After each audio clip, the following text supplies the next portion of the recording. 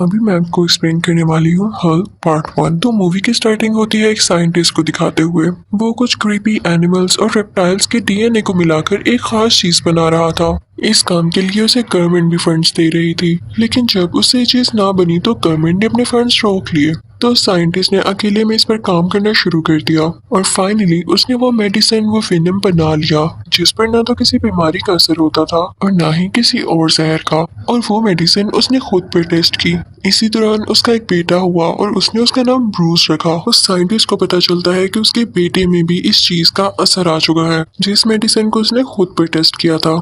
तो वो इस चीज का हल निकालने लगता है कि कैसे इसके असर को खत्म किया जाए। दूसरी तरफ हम ये भी देखते हैं कि ब्रूस को जब कोई चोट लगती तो वो हंसता रहता था, यानी ना तो उसे कोई दर्द होती थी और ना वो कभी बीमार होता था। ब्रूस के फादर को गवर्नमेंट की बात ना मानने पर जॉब से भी निकाल दिया जाता है। फिर हम देखते हैं कि कई साल बीत चुके हैं। अब ब्रूस किसी और फैमिली के साथ रहता है। उसे ये बताया गया है कि उसके पेरेंट्स मर चुके हैं। अब ब्रूस भी एक साइंटिस्ट बन चुका है और उसके साथ एक कोलीग होती है जिसका नाम रोज होता है। वो दोनों एक दूसरे को काफी पसंद करते थे। ये दोनों इस बात पर रिसर्च कर रहे होते हैं कि किसी भी जख्म को कैसे ठीक किया जा सकता है। तभी इनके पास एक सोल्जर आता है और वो कहता है कि तुम आर्मी के लिए काम करो, लेकिन ये लोग उसे मना कर देते हैं कि हम चाहते हैं कि इसका फायदा सारी दुनिया को पहुंचे। लेकिन वो आर्मी ऑफिसर इन्हें वार्न करके यहाँ से चला जाता है।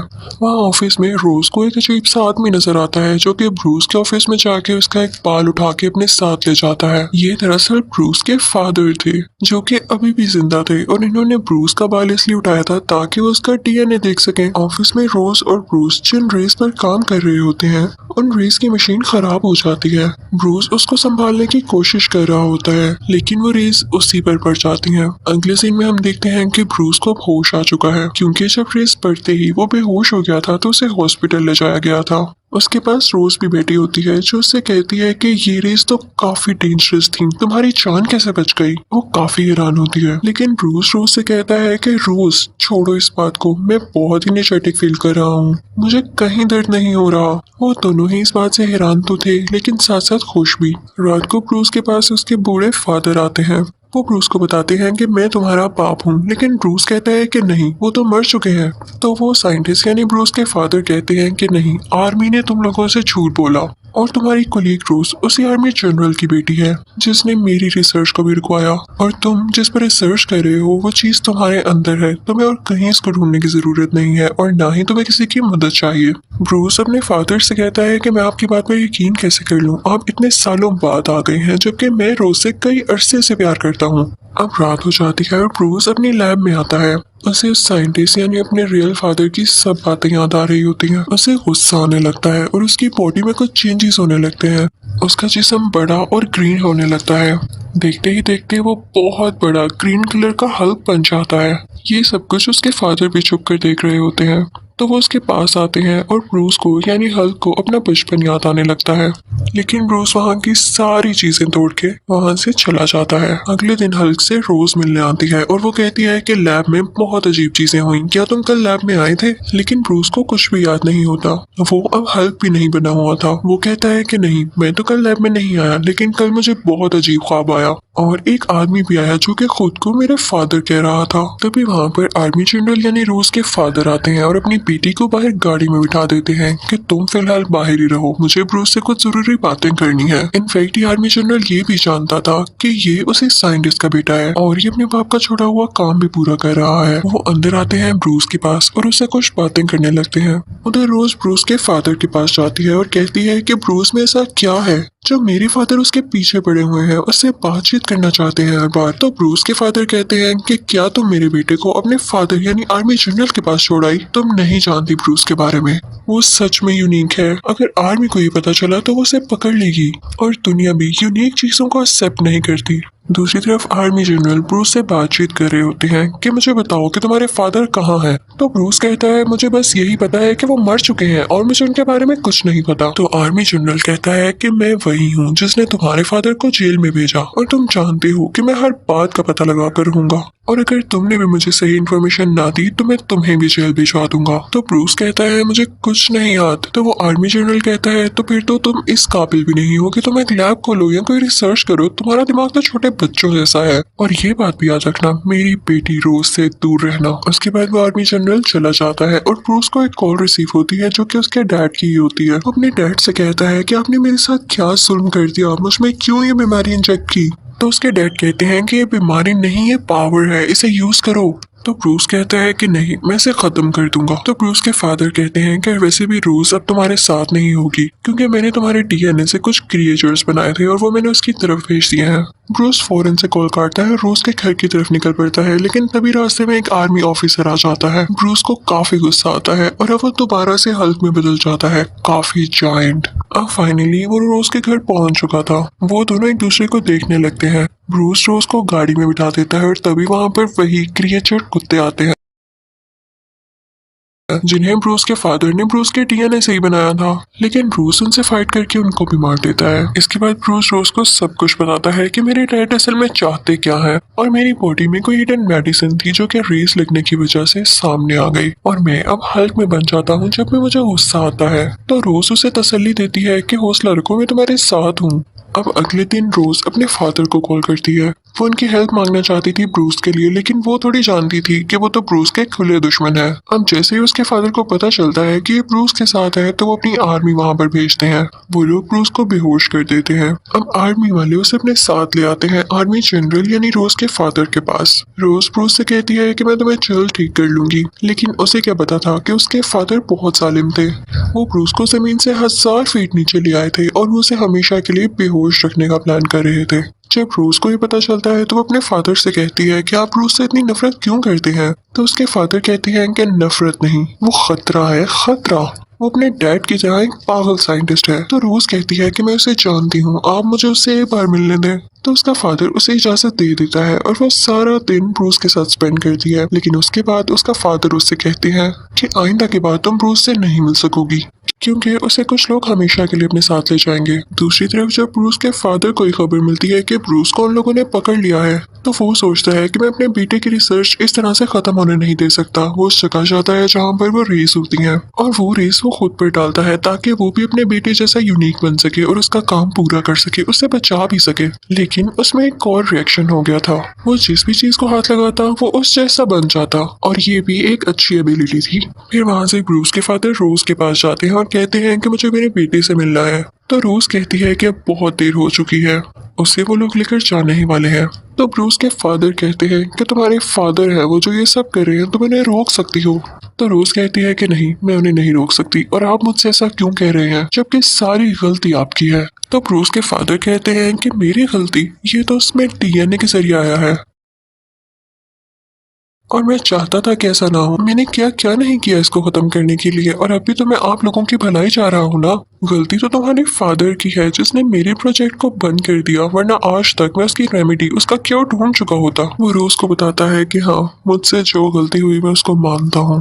मुझे जब पता चला कि मेरा बेटा ब्रूस बड़ा होकर दुनिया के लिए खतरा होगा तो मैं इसे मारने के लिए आगे बढ़ा था, लेकिन तब मेरी वाइफ बीच में आ गई और वो चाकू उससे लग गया जिसकी वजह से वो मर गई। दूसरी तरफ हम देखते हैं कि ब्रूस पर जुल्म हो रहा होता है। वो लोग उसको इलेक्ट्रिकल शॉक्स दे रहे होते हैं ताकि उसको गुस्सा आए और वो हल्क बन जाए, क्योंकि वो लोग ये चाहते थे कि जब वो हल्क बने तो उसकी स्किन उतार लें और उसके डीएनए से और भी कई ज्यादा हल्क्स बनाए जिससे वो अपना फायदा उठा सकें। लेकिन ब्रूस खुद को गुस्सा नहीं दिलाता। वो कहता है कुछ भी हो जाए मैं हल्क नहीं बनूंगा ताकि ये लोग मेरा यूज न कर सकें। लेकिन उसे इतना टॉर्चर किया जाता है कि वो बेचारा बेहोश हो जाता है और फिर उसे एक पानी के टैंक में रख दिया जाता है। वहां पर उसे कुछ विजन्स आने लगते हैं कि जब वो काफी छोटा था तो उसके फादर उसे किस तरह से मॉन्स्टर समझकर मारने लगे थे और इसी वजह से उसकी मदर की भी डेथ हो गई। ये सब याद करके उसे गुस्सा आने लगता है जिसकी वजह से वो फाइनली यहाँ पर हल्क बन जाता है और वो उस ग्लास को तोड़ के बाहर आ जाता है। वो सारी आर्मियों से बेहोश करने की कोशिश करती है। वो ब्रूस यानी हल्क पर फायरिंग भी करते हैं लेकिन उसे कुछ भी नहीं होता क्योंकि अब वो बहुत पावरफुल हल्क बन चुका था, जायंट बन चुका था। वो उस बिल्डिंग से बाहर आ जाता है। उसके पीछे आर्मी का हेलीकॉप्टर भी होता है जिसके ऊपर वो चढ़ जाता है। लेकिन जब हेलीकॉप्टर ज्यादा ऊपर होता है तो हल्क अपना बैलेंस खो देता है और पानी में जाकर गिरता है और फिर उस पर आर्मी फायरिंग करने लगती है। लेकिन हल्क वहाँ पानी से निकलकर शहर की तरफ आने लगता है जहाँ पर रोज भी होती है और उसे भेजा होता है उसी के फादर यानी आर्मी जनरल ने। ब्रूस जब रोज को देखता है तो वो नॉर्मल इंसान बनने लगता है, उसका गुस्सा कम होने लगता है क्योंकि उसे नहीं पता था कि ये उसके खिलाफ कोई साजिश है। और इसी बात का फायदा उठाकर आर्मी उसे दोबारा से पकड़ लेती है। और जब रोज को पता चलता है कि उसके फादर ने उसके साथ धोखा किया, उससे झूठ बोला, तो उसे बहुत बुरा लगता है और उसे अपने फादर से नफरत होने लगती है। अब यहाँ पर ब्रूस के फादर भी आते हैं जो कि आर्मी से कहते हैं कि मुझे आखिरी बार अपने बेटे से मिलना है, उसके बदले में मैं सरेंडर करता हूँ, तुम लोग मुझे अरेस्ट कर लो। लेकिन यहाँ पर वो भी गेम खेल रहे थे क्योंकि अब उनके पास भी तो पावर्स आ चुकी थी, वो इनसे लड़ना चाहते थे अपने बेटे के लिए। अब ब्रूस के फादर ब्रूस से मिलते हैं और उसे कुछ बातें कहने लगते हैं ताकि उसे गुस्सा आए और वो हल्क बन जाए। लेकिन ब्रूस बेचारा काफी वीक हो चुका था, उसे गुस्सा भी नहीं आ रहा था। तो ब्रूस के फादर पूरे शहर की एनर्जी और इलेक्ट्रिसिटी अपने अंदर एब्जॉर्ब कर लेते हैं और उसका शौक वो ब्रूस को भी देते हैं, जिसकी वजह से ब्रूस अब फाइनली हल्क बन जाता है और वो दोनों लड़ने लगते हैं। ब्रूस के फादर उससे इसलिए लड़ रहे थे ताकि वो उसकी एनर्जी एब्जॉर्ब कर सके। तो हल्क अपने फादर से कहता है कि ले लें, आप सारी ले लें एनर्जी मेरी, और इसी के साथ वो उन्हें अपनी एनर्जी देने लगता है। लेकिन वो इतनी ज्यादा होती है कि ब्रूस के फादर उसको कंट्रोल ही नहीं कर पाते और कहते हैं कि नहीं, रहने दो, तुम ही हो जो इसको कंट्रोल कर सकते हो। और अब हम देखते हैं कि आर्मी उन पर बॉम्ब फेंक देती है, जिसकी वजह से उन दोनों की डेथ हो जाती है। अब 1 साल गुजर जाता है और रोज को उसके फादर की कॉल आती है कि अगर तुम्हें ब्रूस कहीं भी नजर आए हल्क की फॉर्म में तो तुम मुझे जरूर बताना। बेशक सारे लोग कहते हैं कि वो मर चुका है, लेकिन मुझे अभी भी लगता है कि वो जिंदा है। तो रोज कहती है कि नहीं, मैं आपको कभी भी नहीं बताऊंगी और मैं खुद भी यही चाहती हूँ कि मैं उसे कभी याद न करूँ, वरना वो याद बन के दोबारा मेरे पास आ जाएगा। लेकिन इस पार्ट 1 के एंड में हम ये देखते हैं कि ब्रूस अभी भी जिंदा है और जंगल में कुछ लोगों का इलाज कर रहा होता है और उसने अपने गुस्से पर काबू पाना भी काफी हद तक सीख लिया था, इसीलिए तो कोई उसे पहचान नहीं पाया था कि हल्क जिंदा है या मर गया। और इसी के साथ इस मूवी यानी हल्क का पार्ट 1 खत्म हो जाता है। अब मैं आपको एक्सप्लेन करूंगी इसी मूवी का पार्ट 2 यानी हल्क पार्ट 2। अब पार्ट 2 शुरू होते ही हम देखते हैं कि ब्रूस किसी और मुल्क में चला गया है और वहाँ की लैब में है, क्योंकि उसे रोज ने कॉल करके कहा होता है कि मैं तुम्हारा इलाज कर सकती हूँ, तुम इस लैब में आ जाओ। अब इस लैब में इस पर एक्सपेरिमेंट किया जाता है ताकि ये ठीक हो सके, हमेशा के लिए ब्रूस ही रह सके। लेकिन वो एक्सपेरिमेंट फेल हो जाता है और ब्रूस हल्क बन जाता है। उसे बहुत गुस्सा आता है कि ये कैसा मजाक है। वो सबको मार कर इंजर्ड करके वहाँ से आ जाता है और अब किसी और मुल्क में चला जाता है। और अपनी इस गुस्से वाली आदत पर काबू पाने के लिए वो योगा क्लासेस ज्वाइन कर लेता है और साथ ही साथ वो ये भी ट्राई कर रहा होता है कि वो खुद को ठीक कर सके और हमेशा के लिए ब्रूस ही रह सके, हल्क कभी भी ना बने। अब ब्रूस जिस कंपनी में काम किया करता था वो बोटल्स बनाती थी। एक दिन काम करते हुए उसका हाथ कट जाता है और उसका खून एक बोतल पर आकर गिरता है। जब उस बोतल में सोडा फिल किया जाता है और उसे कोई आदमी पीता है तो उसे वो बीमारी हो जाती है जिसका इलाज अभी तक नहीं आया था। वो रिपोर्ट जब आर्मी जनरल के पास जाती है यानी रोज के फादर के पास, तो वो समझ जाते हैं कि ये जर्म्स या ये बीमारी तो ब्रूस से ही लग सकती है और वो जरूर कहीं ना कहीं जिंदा है, उसका पता लगाया जाए। और उसे पता चल जाता है कि ये बोतल्स किस मुल्क में बनती हैं। वो अपनी सारी आर्मी को वहां पर भेजता है ब्रूस को पकड़ने के लिए और यहाँ पर वो लोग उसको देख लेते हैं। ब्रूस को जब इस बात का पता चलता है तो वो कहता है कि मैं इनका मुकाबला कैसे करूंगा, और ना चाहते हुए भी उसे यहाँ पर एक बार फिर से हल्क बनना पड़ता है और उसके बाद वो उनका मुकाबला करके वहां से भाग जाता है ताकि उसे कोई पकड़ न सके इस बार। अब जिस आर्मी लीडर को रोज के फादर ने वहां पर भेजा था वो आर्मी जनरल को आके कहता है कि देखिए, मुझसे तो वो पकड़ा नहीं गया, पता नहीं उसमें कैसी पावर थी, वो तो एक बिल्कुल जॉइंट की तरह था। तो आर्मी जनरल कहता है कि परेशान ना हो, मैं तुम्हें उससे लड़ने के तरीके जरूर बताऊंगा। अब दूसरी तरफ हम देखते हैं कि ब्रूस उसी मुल्क जा चुका है जहाँ पर लैब में उसे रोज ने बुलाया था। वो एक यूनिवर्सिटी में एडमिशन ले चुका था जहाँ पर वो रोज को भी देखता है। वो उसको किसी और लड़के के साथ चलता हुआ देखता है तो उससे लगता है कि शायद ये मुझे भूल चुकी है और अब इस लड़के के साथ है। वो काफी हार्ट ब्रोकन होकर वहाँ से चला जाता है और फिर जाता है पिज्जा शॉप पर, जहाँ का ओनर उसे बताता है कि हाँ, वो रोज का दोस्त ही है जो कि बहुत अच्छा है, तुम छोड़ो, तुम्हें मैं एक जॉब देता हूँ जो कि पिज्जा डिलीवर करने की है, उसके बदले में तो इसके ऊपर रह सकते हो। ब्रूस इंटरनेट पर किसी को भी अपनी आइडेंटिफिकेशन बताए बातें किया करता था, यानी कोई नहीं जानता था कि यह हल्क है या ब्रूस, बस रैंडम बातें। अब एक दिन ब्रूस को उस यूनिवर्सिटी से पिज्जा का ऑर्डर आता है जहाँ पर वो पहले पढ़ा करता था। वो देखता है कि कंप्यूटर लैब में कोई भी नहीं है तो वहाँ जाकर अपना अकाउंट लॉगिन करने लगता है, लेकिन वो देखता है कि उसके नाम से रिलेटेड कोई भी इंफॉर्मेशन नहीं है वहाँ पर और ना ही रोज के नाम से रिलेटेड। वो उसी आदमी को मैसेज करता है जिससे वो इंटरनेट पर बातें किया करता था। वो उसे सब कुछ बताता है। ब्रूस जब वहाँ से वापस आता है तो देखता है कि उस पिज्जा शॉप में रोज बैठी हुई है अपने उसी दोस्त के साथ। रोज उसे देख लेती है लेकिन ब्रूस वहाँ से भाग जाता है। वो उसके पीछे पीछे जाती है, उसे वो कहीं पर भी नहीं नजर आता। तो वो वापस आती है और उस पिज्जा ऑनर से पूछती है कि क्या वो यहीं पर रहता है, मुझसे झूठ मत बोलिएगा। तो वो पिज्जा ऑनर कहता है कि हाँ, वो यहीं पर रहता है। अब ब्रूस शहर छोड़कर जा रहा होता है लेकिन रोज उसके पीछे आ जाती है और उसे कहती है कि रुको मत जाओ। वो उसे अपने साथ घर ले आती है। वो दोनों बातें करते हैं और रोज उसे कहती है कि जो डेटा तुम्हें चाहिए वो मेरे पास है, तुम्हें मुझसे छुपने की कोई जरूरत नहीं है। मैं कभी भी तुम्हें अरेस्ट नहीं करवाऊंगी, लेकिन एक बार मेरी बात पर गौर जरूर करना। ये जो डेटा है अगर हम अपने फादर को दे दें यानी आर्मी जनरल को तो वो हमारी मदद कर सकते हैं। तो ब्रूस कहता है नहीं नहीं, ये तुम्हारी गलत फहमी है, ये तुम्हारी ही सोच है कि वो कभी मेरी मदद करेंगे। वो तो मुझे मार कर या जैसे भी करके मेरी स्किन से और हल्क बनाना चाहते हैं। उसके बाद सीन चेंज होता है और हम ब्रूस के फादर यानी आर्मी जनरल को देखते हैं जो कि उस आर्मी लीडर से अपना वादा पूरा करने वाले थे।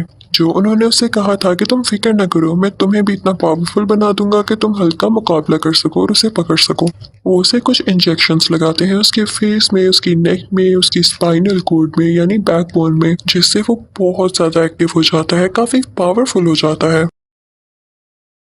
अब ब्रूस रोज से कहता है कि मुझे सिर्फ ये डेटा चाहिए था, मैं यहाँ पर ज्यादा नहीं रुक सकता, आर्मी मुझे पकड़ने आने ही वाली होगी। अब बस उसका यही कहने की देर थी कि आर्मी वहाँ पर आ जाती है। पता नहीं उन्हें किसने खबर दी थी कि ये यहाँ पर है। वो भागने लगता है और आर्मी भी उसका पीछा कर रही होती है। तभी एक ब्रिज पर उसको कैद कर लिया जाता है और तभी वहाँ से वो ब्रिज तोड़कर बाहर निकलता है। वो दोबारा से हल्क बन चुका था। उस पर उन सोल्जर्स की गोलियों का कोई असर नहीं हो रहा होता जैसे पहले नहीं हुआ था। तो आर्मी लीडर अपने सब सोल्जर्स को कहता है कि इसको टैंक के आगे रख के शूट करो और उसके साथ ऐसा ही किया जाता है। लेकिन हल्क में बहुत हिम्मत होती है, बहुत पावर होती है, वो इनको भी बर्दाश्त कर लेता है और खुद को टूटने नहीं देता, जख्मी नहीं होने देता। फिर अचानक से वो उठता है और इन दोनों टैंक्स को तबाह कर देता है। हल्क आर्मी के एक इंसान को भी मार देता है।